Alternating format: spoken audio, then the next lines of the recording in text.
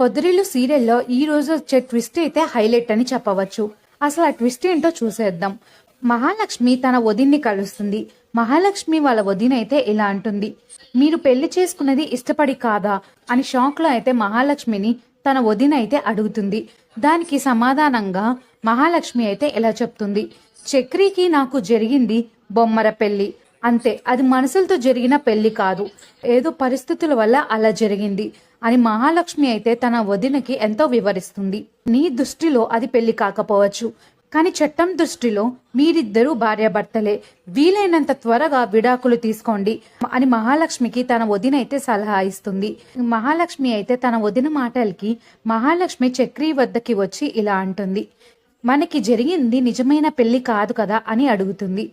చక్రి అయితే షాక్ అయ్యి అలానే చూస్తూ ఉంటాడు. అయితే మనం చట్ట ప్రకారం విడాకులు తీసుకుందాం అని మహాలక్ష్మి అయితే చక్రితో చెప్తుంది.